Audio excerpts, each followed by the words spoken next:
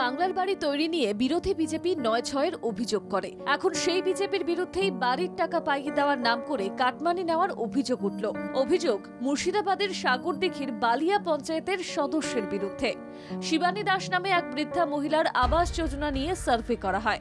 সমীক্ষা করার পর শিবানী দাস যোগ্য তালিকায় ঠাঁই পায়নি, অযোগ্য তালিকায় উঠে আসে। পরবর্তীকালে মোটা টাকার বিনিময়ে সেই নাম যোগ্য তালিকায় তুলে দেওয়ার আশ্বাস দেওয়া হয়।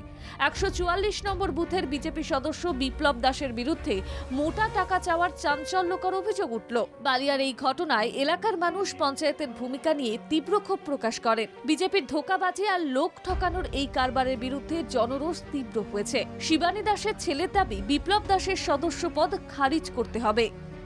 আবাস নিয়ে মানে বাড়ির মায়ের নামে শিবানী দাস নামে এসছে, সেইটা আমাদের ১৪৪ নম্বর বুথের বিজেপি প্রার্থী বিপ্লব দাস মেম্বার। আমি এইটা দিদির কাছে আমি আশাবাদী, এর বিচার চাই, যাতে এর মেম্বার পদ খারিজ করা হয়।